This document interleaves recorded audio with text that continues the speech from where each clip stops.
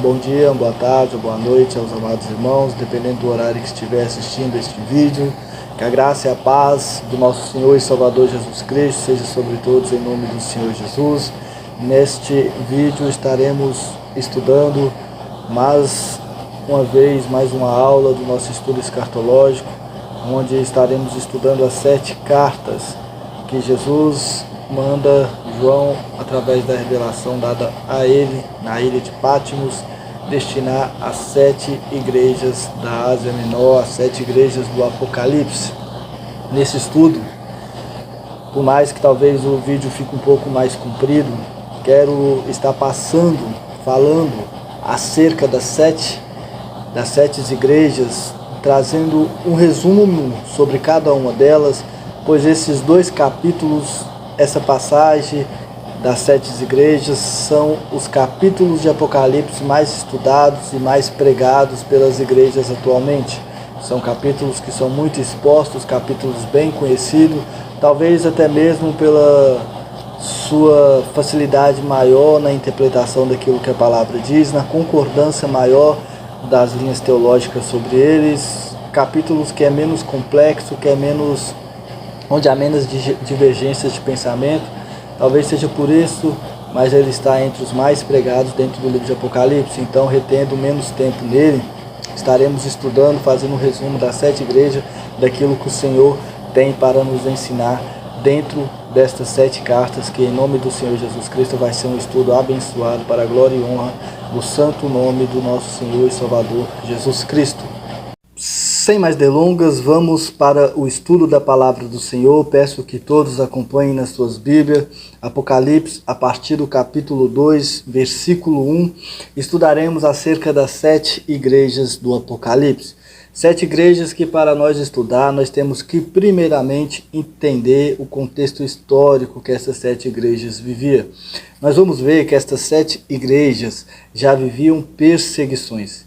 Eram 7 igrejas a qual Deus, através da revelação que Jesus Cristo entrega a teu servo, o apóstolo João, o último dos apóstolos vivos, eram 7 igrejas da Ásia Menor. Essas 7 igrejas não é 7 estados da igreja, 7 estágios da igreja no sentido simbólico, mas sim 7 igrejas literais, 7 igrejas locais da Ásia Menor. E nós temos que entender o contexto a qual elas viviam, um contexto de perseguição.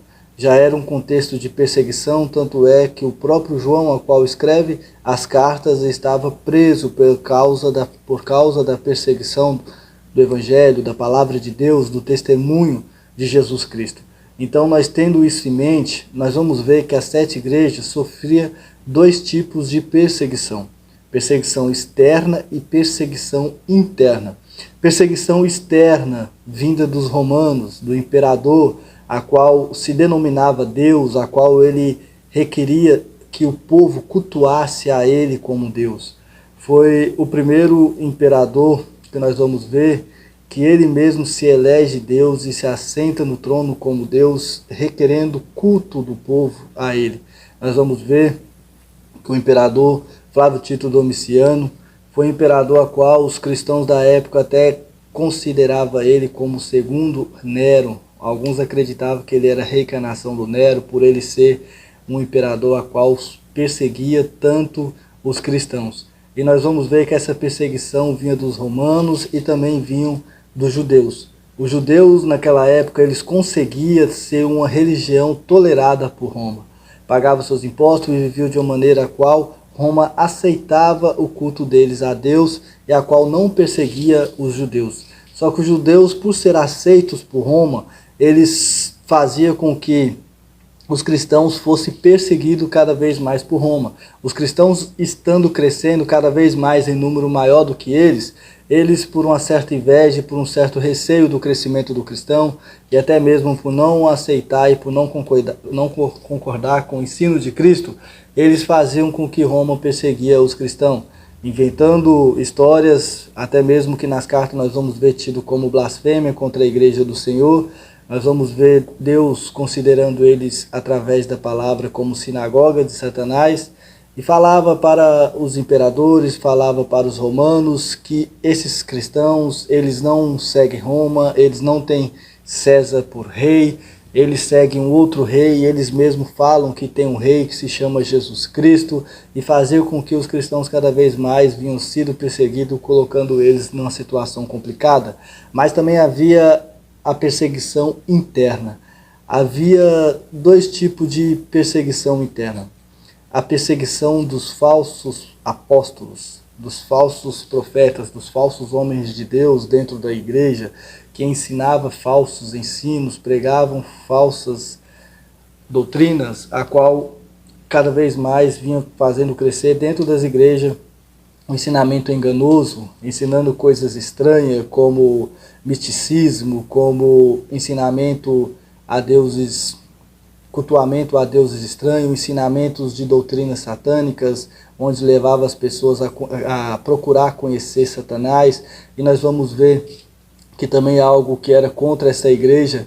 Muitas das vezes poderia ser uma igreja que buscava muita doutrina, que não aceitavam esses falsos ensinos, que rejeitavam os falsos apóstolos, que colocavam eles à prova, testavam a veracidade dos apóstolos, mas por outro lado deixava de lado a prática do primeiro amor.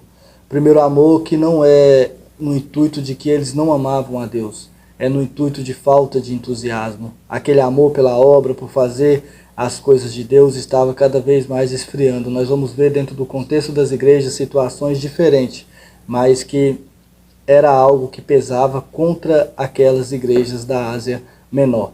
Dentro disso nós vamos ver que elas tinham suas dificuldades, que elas tinham seus defeitos, mas que, assim como as igrejas atuais, pois aquelas 7 igrejas servem de exemplo de todas as igrejas, de todas as épocas, inclusive do presente, nós vamos ver, talvez mesmo até a nossa igreja se encaixa dentro de uma das características das 7 igrejas encontradas na Ásia Menor. Cada uma delas é um exemplo para as igrejas de todas as épocas. Há igrejas conforme está descrito nas características das 7 igrejas, cada uma talvez com uma característica diferente.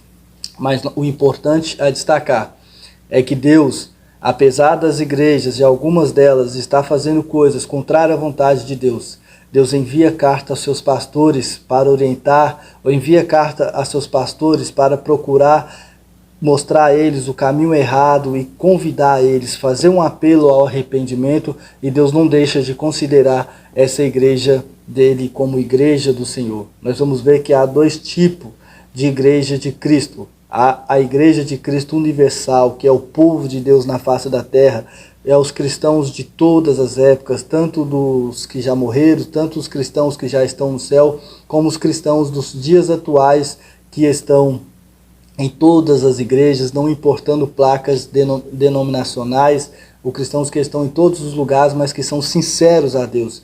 E há também a igreja local a qual cada um de nós fazemos parte de alguma, e que cada uma das nossas igrejas a qual congregamos locais, elas podem tanto estar se encaixando dentro das características elogiadas por Deus, quanto pode estar se encaixando dentro das características que Deus tinha algo contra elas. Então isso é um ensino maravilhoso para nós estar procurando aprender o máximo para colocar em prática na nossa vida, para que nós possamos ser encontrados por Deus da maneira que o agrada. Vamos estar fazendo a leitura do capítulo 2 de Apocalipse a partir do versículo 1. Versículo 1 que diz assim: escreve ao anjo da igreja em Éfeso. Assim diz aquele que tem as 7 estrelas na mão direita e anda no meio dos 7 candelabros de ouro. Conheço tuas obras, teu trabalho e tua perseverança. Sei que não suportas os maus e que puseste à prova os que se dizem apóstolos, mas não são, e descobriste que são mentirosos. Tens perseverado e sofreste por causa do meu nome, e não te desanimaste.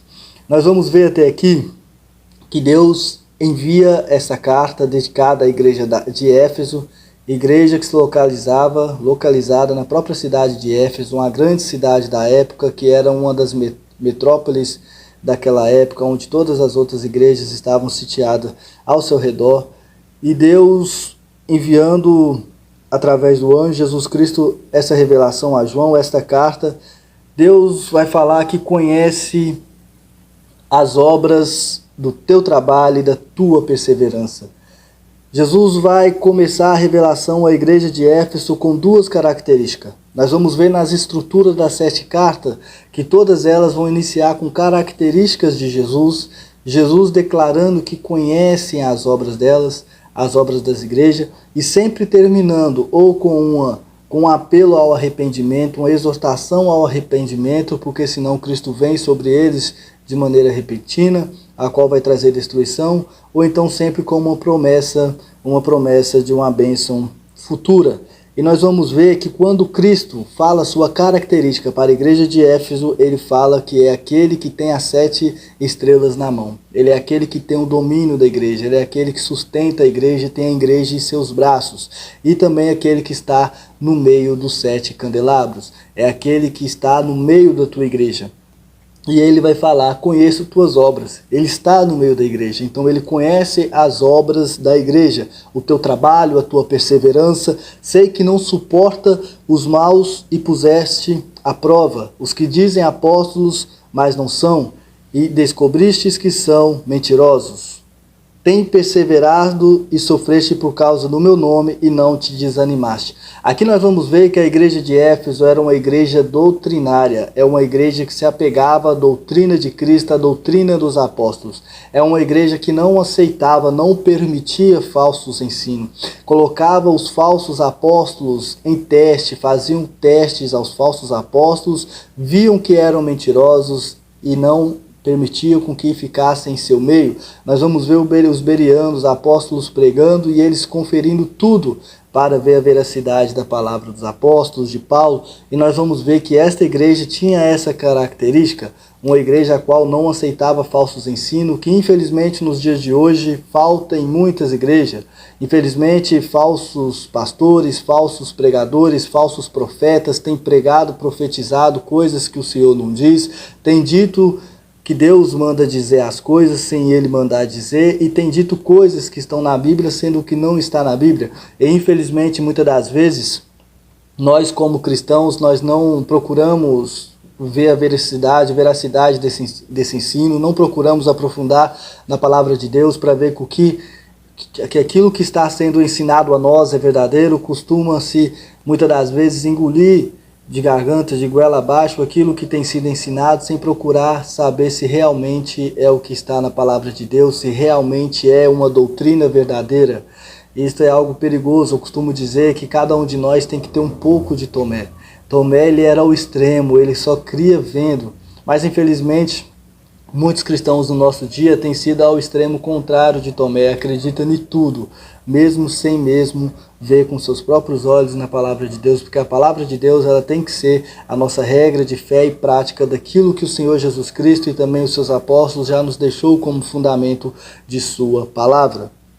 Só que, porém, no versículo 4, tenho contra ti, porém, o fato de que deixaste o teu primeiro amor. No versículo 4, vamos ver Deus falando com eles, que há algo contra eles. Apesar deles se apegar na doutrina, apesar deles não aceitar falsos ensinos, eles tinham abandonado o primeiro amor. Esse abandonar o primeiro amor não é deixar de amar a Cristo e não é deixar de ser igreja de Cristo. Eles ainda amavam a Cristo, eles ainda eram igreja de Cristo, só que abandonou o primeiro amor, tinha perdido o entusiasmo com as coisas de Cristo, perdido o entusiasmo com a obra de Deus. Estavam ficando acomodados. O primeiro amor é algo muito interessante que muitas pessoas acham que nós temos que ter, que nós temos apenas no início da nossa conversão. Mas nós vamos ver um homem que andou com Deus durante 300 anos tendo o primeiro amor com Deus, a ponto de ser arrebatado para Deus, que foi Enoque.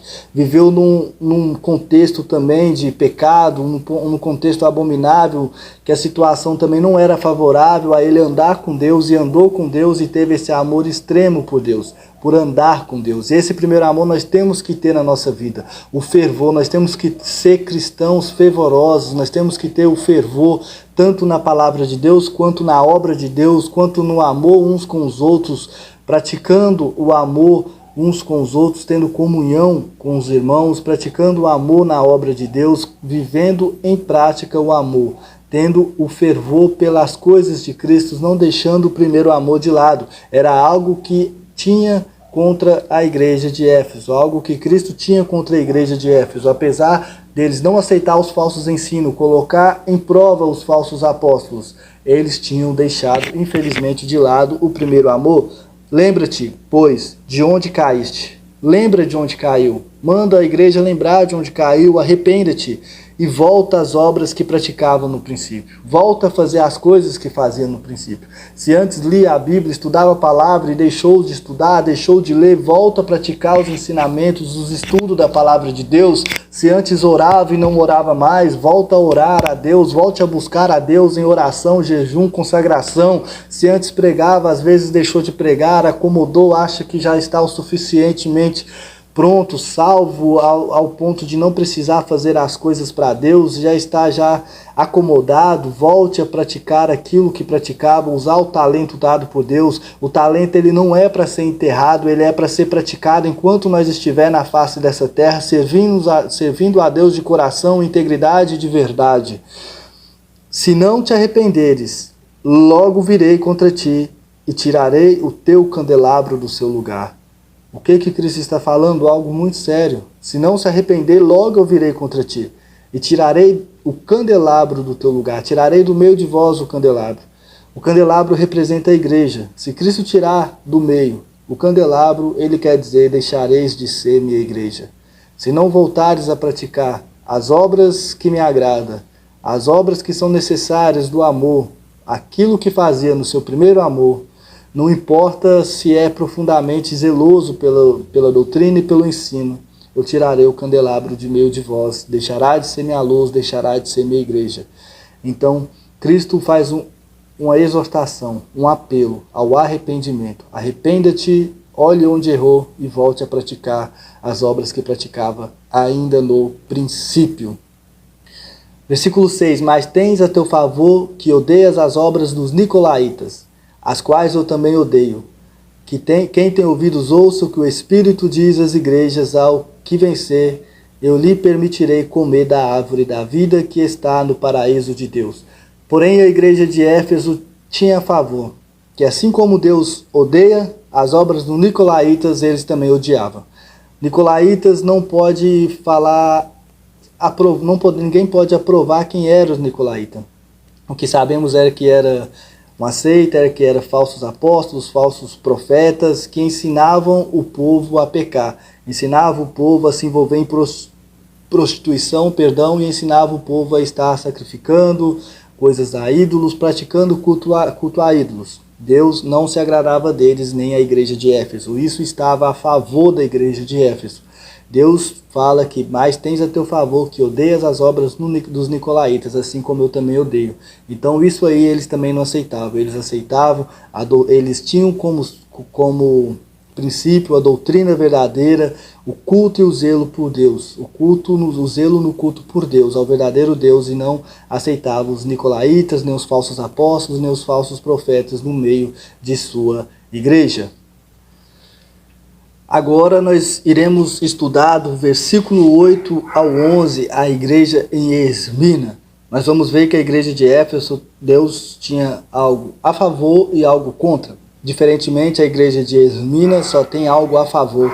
Nós vamos ver que a igreja de Esmina, a partir do versículo 8, estarei lendo, depois comentando. Escreve ao anjo da igreja em Esmina, isto é, o que diz, o primeiro e último, aquele que foi morto e reviveu. Conheço tua tribulação e tua pobreza, apesar de seres rico, e as blasfêmias dos que se dizem judeus, mas não são, pelo contrário, são sinagogas de Satanás. Não temas o que hás de sofrer. O diabo está para colocar algum de vós na prisão para que seis aprovados, e passareis por uma tribulação de 10 dias. Ser fiel até a morte e tirarei a coroa da vida. Quem tem ouvidos ouça o que o Espírito diz às igrejas. O vencedor de modo algum sofrerá a segunda morte. A igreja de Esmina era uma igreja pobre financeiramente. Nós vamos ver que ela não tinha muita situação financeira agradável. Era uma igreja financeiramente fraca. Era uma igreja perseguida. Nós vamos ver, interessante, que ela era uma igreja fraca, mas uma igreja fiel ao Senhor. Ela era uma igreja que permanecia nos ensinamentos de Deus. E Jesus Cristo, com prioridade, fala que conhece a tua tribulação e aquilo que ela sofreste. Jesus Cristo passou tribulação, sofrimento, e Jesus também sofreu a ponto de se entregar à morte pela igreja. Então Jesus, ele tem prioridade para falar daquilo que conhece da igreja, o tanto que ela sofria perseguição. E aqui, como eu disse, vai falar dos judeus, que eles blasfemavam contra a igreja, que eram sinagogas de Satanás. Havia sinagogas onde os judeus se reuniam, que se reúnem até os dias de hoje, não exatamente que todas as sinagogas são de Satanás, que todos os judeus são de Satanás, mas como eu disse, aqueles judeus, eles incentivavam a perseguição aos cristãos, falavam sobre os cristãos para que os romanos pudessem perseguir. Então nós vamos ver que esses judeus é considerado sinagogas de Satanás. Satanás, um instrumento de perseguição contra a igreja. Nós vamos ver que eles estariam próximos a sofrer uma perseguição, que eles passariam, que seriam levados à prisão, que seria através de Satanás. Satanás seria o instrumento desse sofrimento. Nós vamos ver no versículo 8, Jesus começando com a característica, como na primeira carta aqui, como ele é o primeiro e último, e conhece a tribulação e sabe da pobreza, apesar de ser rico, há blasfemas dos que se dizem judeus, mas não são, pelo contrário, são sinagogas de Satanás. Ele conhece a pobreza, ele conhece a situação fraca, a tribulação financeiramente, mas ele sabe que ela é rica. Apesar de seres ricos, eles é rico espiritualmente, rico das coisas de Deus. Não temas a que hás de sofrer. O interessante é que Deus fala para eles não temer o que há de sofrer. Por que uma igreja tão sincera a Deus, uma igreja que tanto prisava pelas coisas de Deus, pela doutrina de Deus, priorizava a Deus a ponto de ser entregue à morte, como que uma igreja dessa ainda haveria de sofrer mais coisas? Como que uma igreja fiel haveria de sofrer mais coisas? Nós vamos ver, até interessante, que pelo fato dela ser fiel, ela era perseguida. Muitas das vezes, nós vemos cristãos vivendo de qualquer maneira, e muitas das vezes não acha que nós estamos sujeitos a passar sofrimento, mas aqui nós já vemos mais uma vez o sofrimento que era destinado àquela igreja, que era praticamente uma das igrejas mais fiéis a Deus, que haveria de passar por essa tribulação, e uma tribulação que só cessaria onde que ela poderia ir. O ponto máximo dela era a morte. Nós vamos ver que essa provação, o ponto máximo dela era a morte. Nós vamos ver que eles estavam sujeitos a passar por essa provação, a qual Deus permitiria. Satanás aqui, ele é apenas o instrumento, mas tudo é com permissão de Deus. E que essa tribulação de 10 dias, os 10 dias talvez seja apenas simbólico, o número total, o número inteiro, ou também o 10 representando o mal, que eles estariam totalmente entregues a Satanás, ao mal, para sofrer. Mas por que essa igreja teria que sofrer? Nós vamos ver Pedro, na sua primeira carta, falar que a tribulação, que o sofrimento nos faz ser provado como ouro no fogo. Isso é motivo de nós sermos provados para Deus, para que a nossa fé aumente. É uma igreja fiel que através do sofrimento, cada vez mais a fé prevalecia. Então nós vamos ver que Deus permitir que ela passe o sofrimento até a morte. Mas aqueles que morrer, dar-te-ei a coroa da vida, e de maneira alguma a segunda morte terá autoridade sobre eles. Eles poderiam sofrer até o ponto de morrer fisicamente, mas a segunda morte não teria mais autoridade sobre eles. Primeira morte física, essa eles podem até morrer pelo nome de Cristo. Segunda morte, que é o lago de fogo, que é o inferno, não tem autoridade sobre eles. Por mais o sofrimento que ela pudesse passar, por mais o sofrimento que a igreja de Cristo possa passar na terra, nada se compara com a vida eterna que há de herdar. Aqueles que vencer, quem tem ouvidos ouça o que o Espírito diz às igrejas, versículo 10. E passareis por uma tribulação de 10 dias, ser fiel até a morte, te darei a coroa da vida. Aqueles que for fiel até a morte, receberá a coroa da vida, receberá a vida eterna. E não importa o sofrimento, não importa aquilo que tenha que passar. O mais importante é que essa coroa da vida é mais valioso para nós do que qualquer coisa, está eternamente junto com Deus, está eternamente junto com Cristo. E aqueles que suportaram até o fim, a segunda morte já não tem autoridade sobre eles. Igreja de Pérgamo. A igreja em Pérgamo, nós vamos ver que, diferente de Esmina, ela tem a favor e contra a respeito dela, vinda da parte de Jesus Cristo, assim como Éfeso. Pérgamo também era uma grande cidade daquela época. Pérgamo vem de Pergaminho, uma cidade onde havia uma grande biblioteca. E nós vamos ver Jesus falando, escreve ao anjo da igreja em Pérgamo: assim diz aquele que tem a espada afiada de 2 gumes. A característica agora que Jesus traz, a espada afiada de 2 gumes. Sei onde habitas, onde está o trono de Satanás. Ele fala que sabe onde eles habitam, onde está o trono de Satanás. Isso possivelmente uma alusão ao trono do imperador que ficava na cidade de Esmina, onde ele se assentava e se passava por Deus, exigindo adoração a ele próprio. O trono de Satanás. Eles habitavam a cidade onde que era o trono de Satanás. Mas conservas o meu nome e não negaste a minha fé, mesmo nos dias de Antipas, minha fiel testemunha, que foi morto entre vós, onde Satanás habita. Nós vamos ver que, porém, tem guardado a fé, mesmo no dia de Antipas. A fiel testemunha, como vimos no primeiro vídeo, na primeira aula, testemunha vem de mártiras, uma palavra grega que nos traz, no português, o nome mártire. Antipas foi uma fiel testemunha, ele foi mártire de Cristo, ele foi fiel até a morte.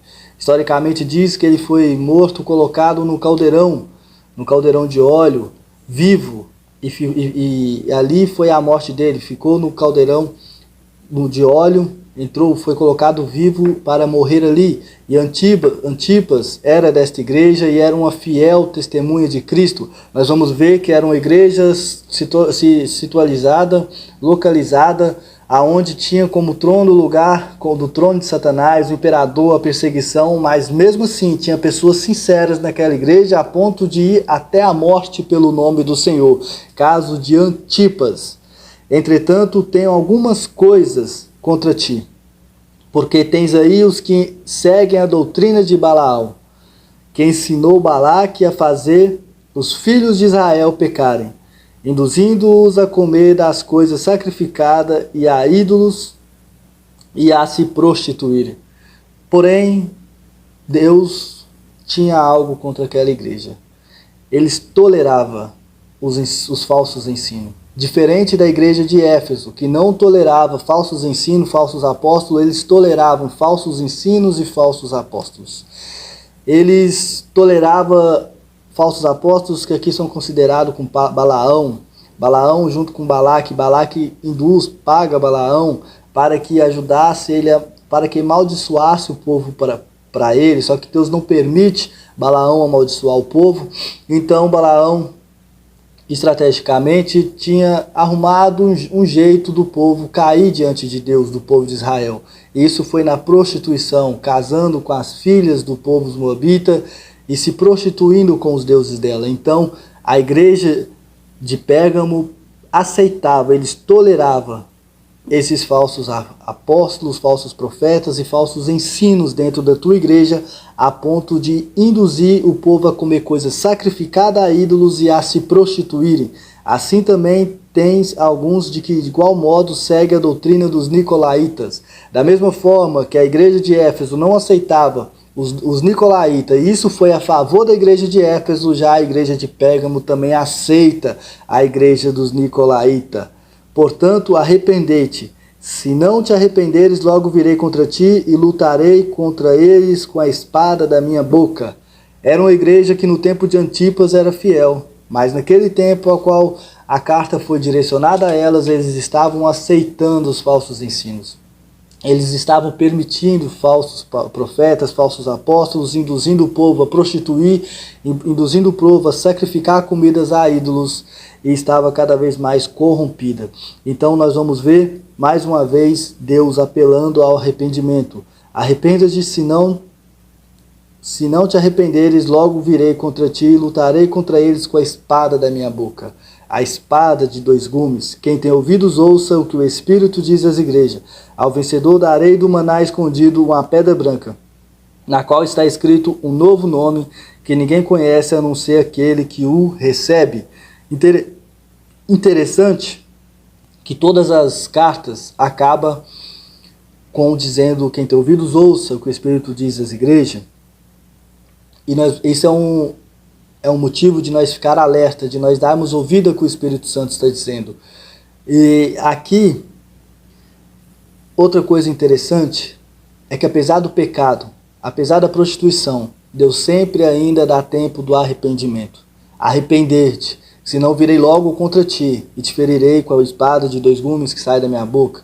Nós vamos ver Cristo sempre exortando ao arrependimento. Ainda há tempo de se arrepender, ainda há tempo de voltar para a palavra de Deus, ainda há tempo de se consertar. Mas quando ele vier com a espada de dois gumes, não haverá mais tempo. Aqui fala sobre o novo nome que ninguém conhece. Possivelmente esse nome é uma característica.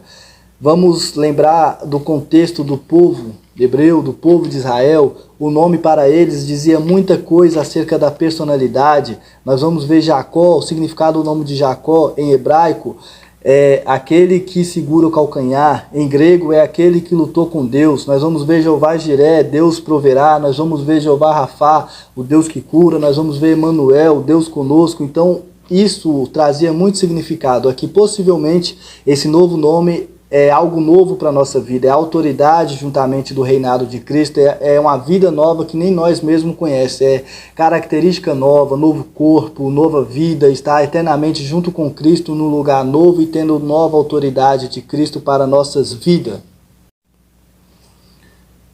Versículo 8, carta a Tiatira. Escreve ao anjo da igreja em Tiatira: assim diz o Filho de Deus, que tem olhos, como uma chama de fogo, e os pés semelhante ao metal que brilha, característica dada por Jesus. Olho como chamas de fogo, vejo todas as coisas que acontecem, e os pés como metal, pratico o juízo. Conheço tuas obras, teu amor, tua fé, teu serviço e tua perseverança. Sei que tuas últimas obras são mais numerosas que as primeiras. Aqui nós vamos ver a igreja de Tiatira, o oposto de Éfeso.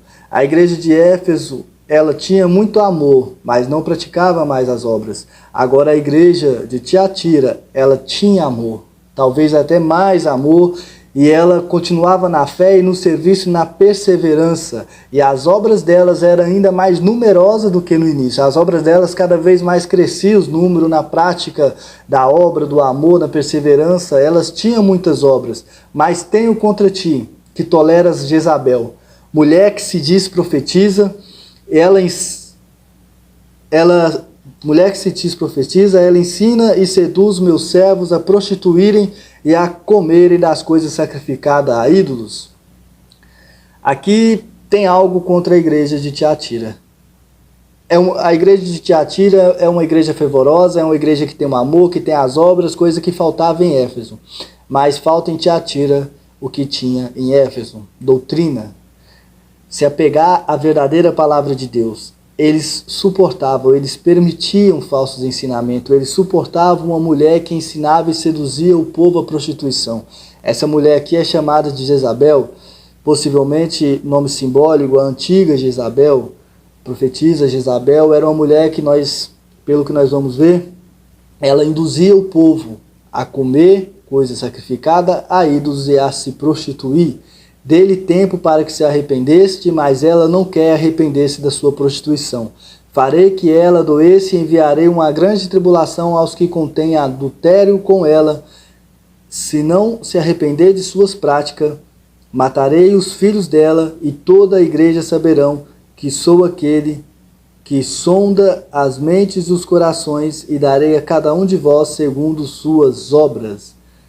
Mas digo a vós, os demais que estão em Tiatira, a todo que não segue esta doutrina e não conhece as chamadas coisas profundas de Satanás, não colocarei outra carga sobre vós. nós vamos ver que Deus deu tempo para que essa mulher se arrependesse. Se não se arrependesse, voltaria contra ela e destruiria tanto ela quanto aqueles que praticavam a prostituição com ela. O que nós conseguimos ver desta mulher, não sabe o nome, a Bíblia não diz, apenas compara com Jezabel, é que essa mulher induziu o povo a comer comida sacrificada a ídolos e também a se prostituir. E nós vamos ver que uma das coisas de seus ensinamentos é que ela procurava o ensinamento de se aprofundar no conhecimento de Satanás. Versículo 24. Esta doutrina e não conhece a todos que não seguem essa doutrina e não conhecem as chamadas coisas profundas de Satanás. Ela induziu o povo a se aprofundar no conhecimento de Satanás, assim como muitas igrejas fazem nos dias de hoje. Chama ex-pai santo, ex-macumbeiro, ex-pessoas desses ramos que se diz convertidos e levam as suas igrejas para ensinar as práticas que lá eles praticavam, para ensinar as coisas de Satanás, como que o pai da mentira, Satanás, pudesse trazer algum ensinamento para a igreja. Nós vamos ver que essa mulher induziu o povo a aprofundar no conhecimento de Satanás. Irmãos, nós temos que nos aprofundar no conhecimento do Senhor, do nosso Senhor e Salvador Jesus Cristo. Nosso Senhor e Salvador Jesus Cristo, Ele é onipotente. Nosso Senhor e Salvador Jesus Cristo, Ele é onisciente, Ele é onipresente, Ele é muito maior do que qualquer mal que possa se levantar sobre nossas vidas. Não precisamos nos preocupar com as coisas de Satanás e com o jeito que ele vai tentar se levantar contra nós. O que nós precisamos nos preocupar é estar revestindo de toda a armadura de Deus, é estar revestindo da palavra de Deus, do Espírito Santo de Deus, porque essa batalha espiritual, que muitas das vezes as pessoas querem conhecer o jeito de Satanás, quem peleja por nós é o nosso Senhor. Basta a gente estar firme na tua presença, firme na tua palavra, focar em revestir-se de toda a armadura de Deus, para que nós possamos suportar de pé diante dele. 25. Mas conservais o que tens, até que eu venha.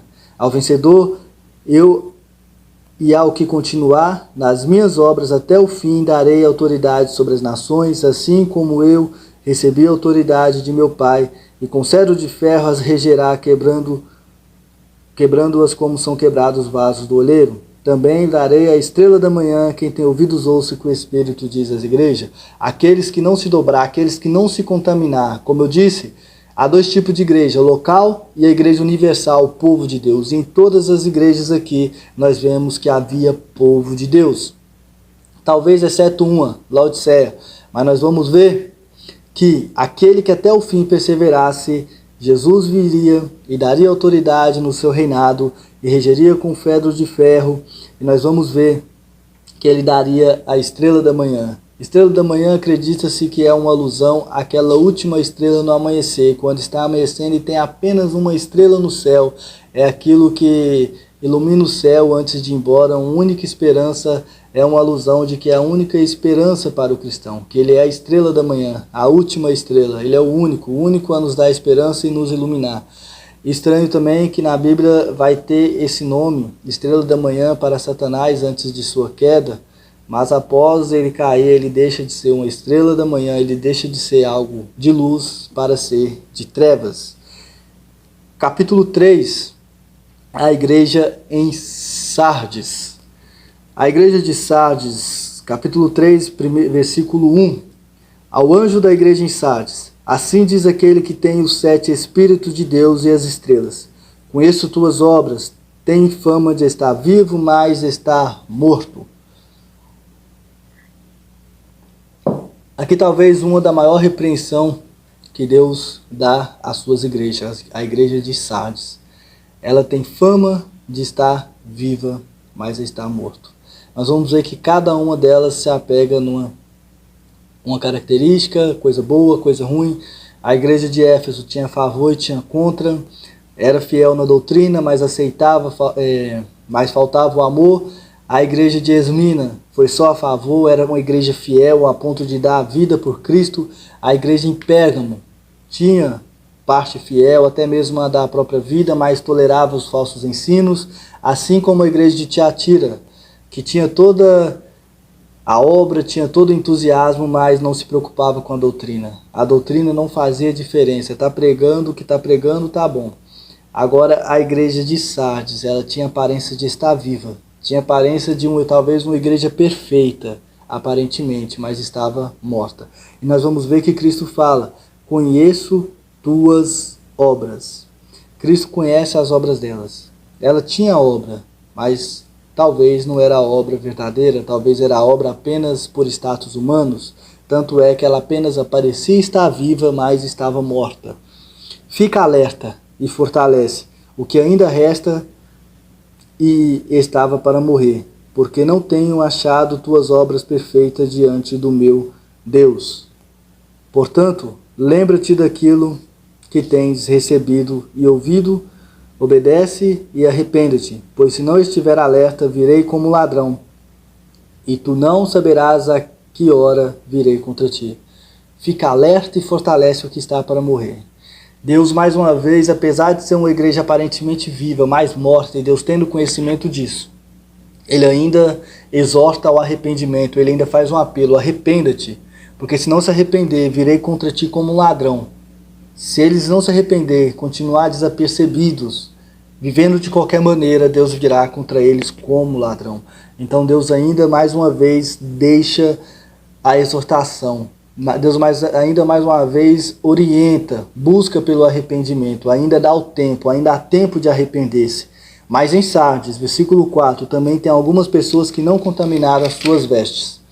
Elas andarão comigo vestidas de branco, pois são dignas. Essas pessoas não se contaminaram as suas vestes.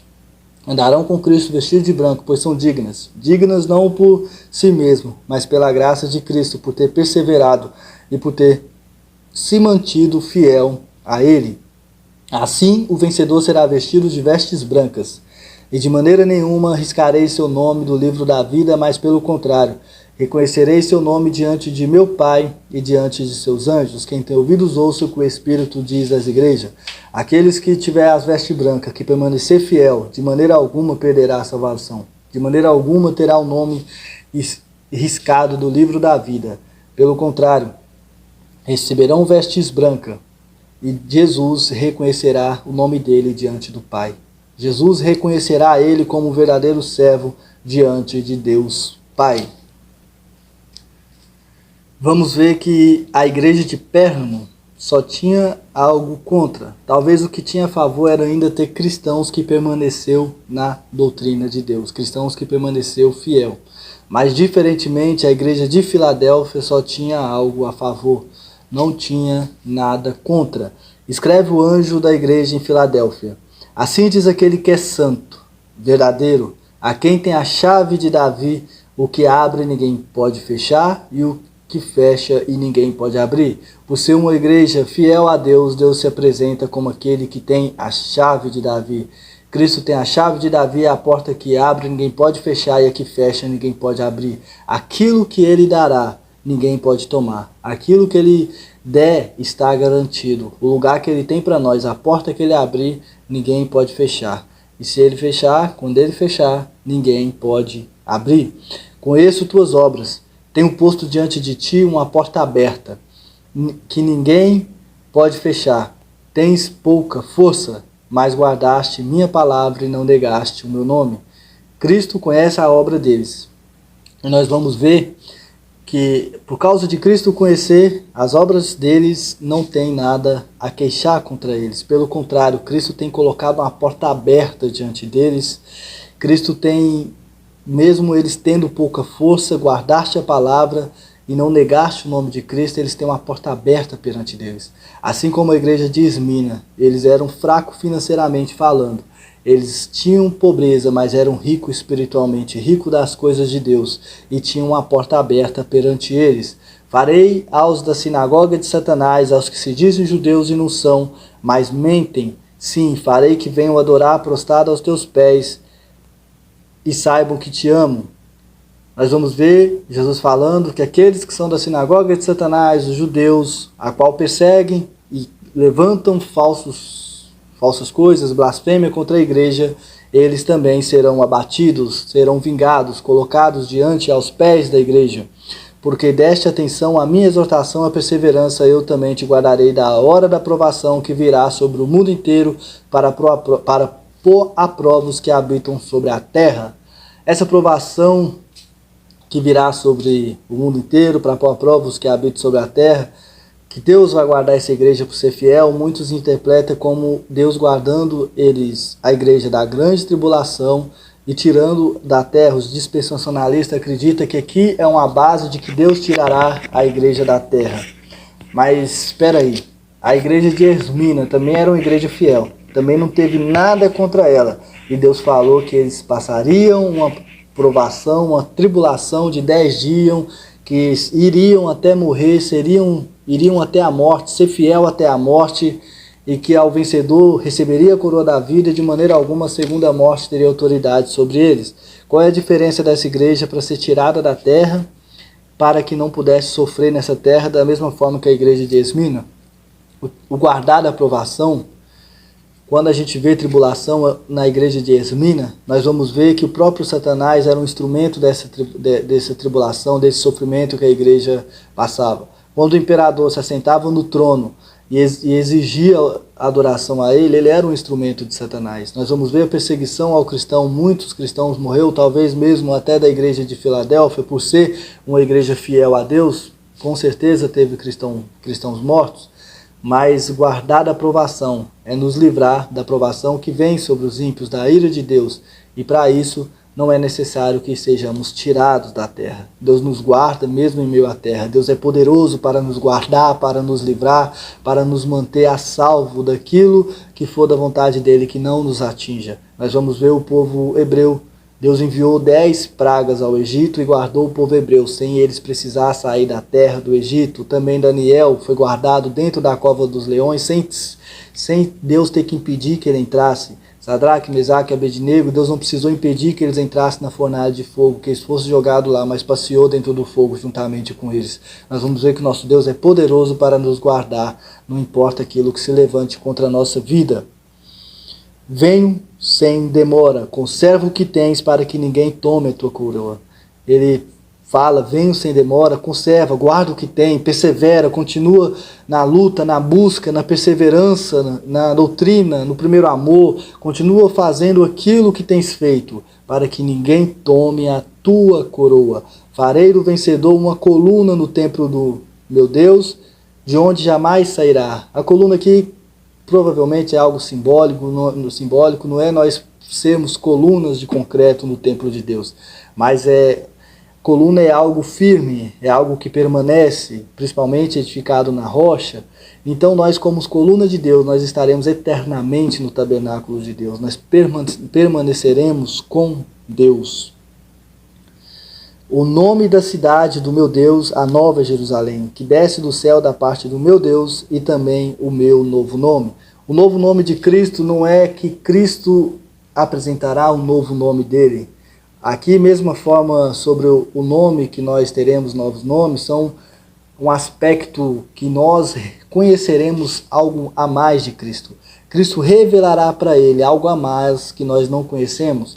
Nós vamos ver que nós conhecemos muitas coisas de Cristo através da sua palavra. Cristo é tido, Deus é tido por vários nomes no Antigo Testamento, assim como eu já citei, Jeová Jiré, Jeová Rafá, o Emanuel, Deus conosco, mas Cristo ainda vai além de tudo isso. Cristo é eterno e tem algo muito a mais a ser revelado para a sua igreja, a qual nós nem imaginamos que será revelado. Cristo ele é tremendo, a sua glória será revelada a nós.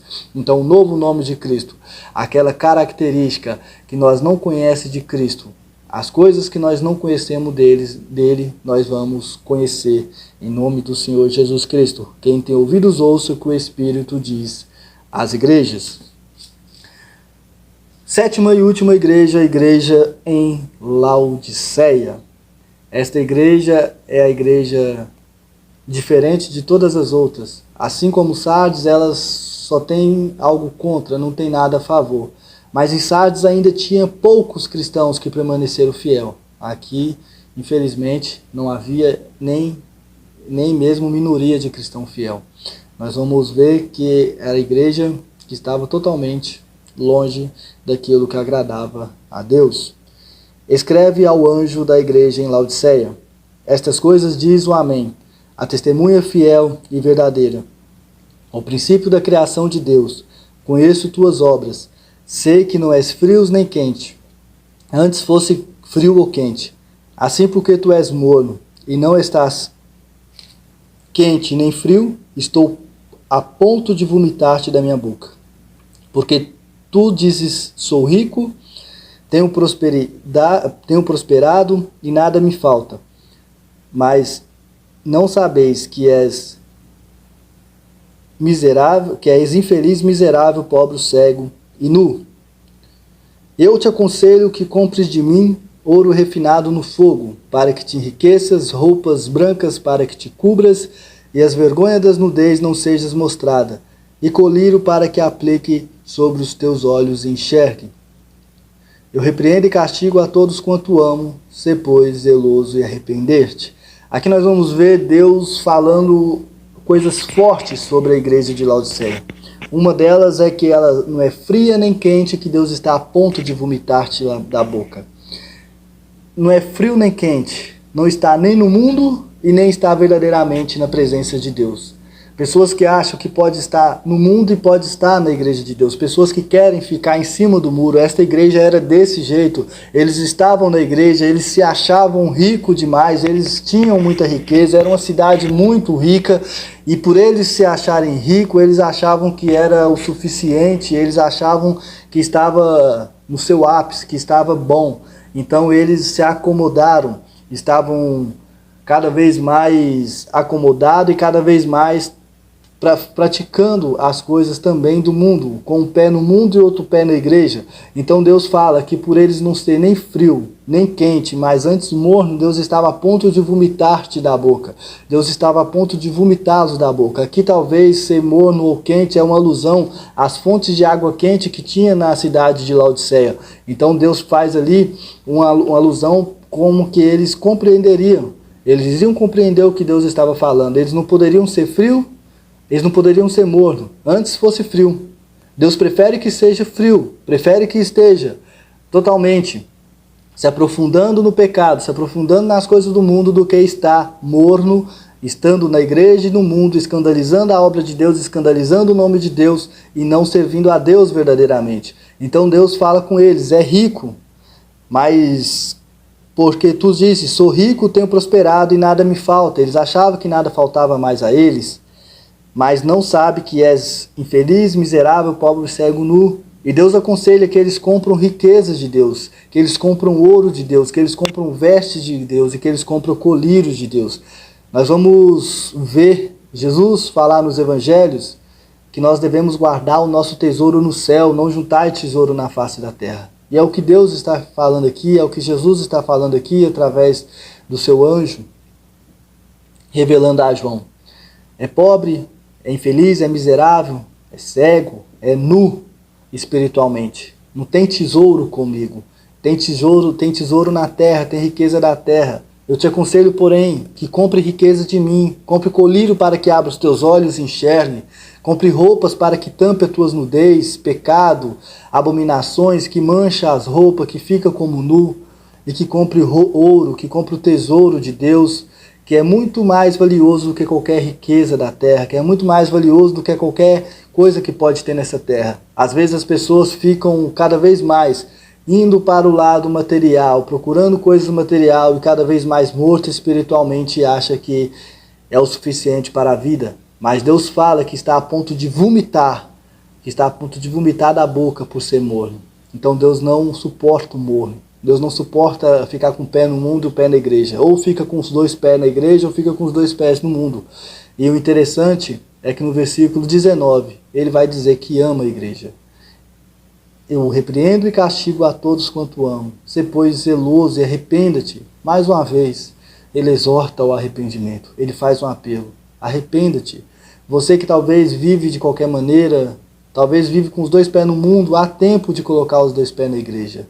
Há tempo de colocar os dois pés para servir ao Senhor, para estar fazendo a vontade dEle.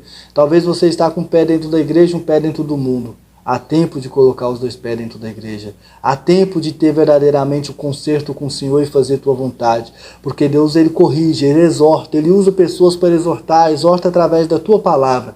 Mas é porque Ele ama. Então antes, seja zeloso, arrependa-te e volte para Deus.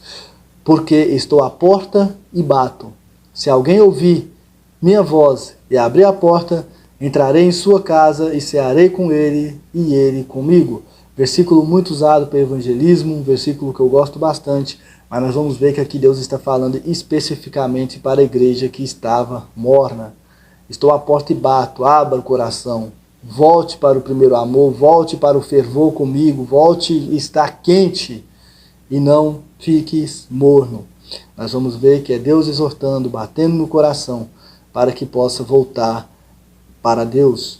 Ao vencedor eu lhe concederei que assente comigo no meu trono, assim como eu venci e me assentei com meu Pai no seu trono. Quem tem ouvidos ouça o que o Espírito diz às igrejas. Glória a Deus. Nós vamos ver 7 igrejas. Nós vamos ver 2 igrejas que não tinha nada contra. Esmina, Filadélfia. Nós vamos ver igrejas que só tinha contra. Sárdio e Laodiceia. Nós vamos ver as outras 3 igrejas contra e a favor. Não sei como está a tua igreja local, não sei como está a tua igreja templo do Espírito Santo, que é você mesmo. Eu não sei como se encontra nem a sua denominação, nem como se encontra a sua própria vida. Mas tanto a minha vida como a denominação a qual congrego, a qual congregamos, os irmãos que estão acompanhando o vídeo, a denominação que congrega os irmãos de outras denominações que estão acompanhando o vídeo, temos que andar como as coisas que Deus cobra das igrejas. Temos que andar buscando estar firme na doutrina do Senhor. Porque Paulo exorta Timóteo que nos últimos dias, por não suportar a sã doutrina, os homens deixariam a sã doutrina de lado e se apegariam a fábulas e a mestres que pregam e ensinam conforme o seu próprio desejo, a sua própria consciência. Nós temos que nos apegar à verdadeira doutrina, mas sem deixar de lado o amor, sem deixar de ter o fervor em praticar a obra de Deus, sem deixar de ter o amor pelo próximo, sem deixar de estar fervendo diante de Deus. Não podemos correr o risco de estar morno, muito menos frio nem morno. Temos que estar cada vez mais quente diante de Deus, temos que estar cada vez mais fervorosos, perseverantes, buscando cada vez mais a Deus no primeiro amor. Assim como Enoque, que eu citei, 300 anos andando com Deus a ponto de ser arrebatado. Que nós vivamos todos os anos que nós estiver na face dessa terra, verdadeiramente servindo a Deus e andando com Deus, resistindo e abominando, não aceitando falsos ensinos, nem falsos apóstolos, nem falsos pastores, nem falsos pregadores, que nada que não seja bíblico, nada que não seja de Deus para a nossa vida.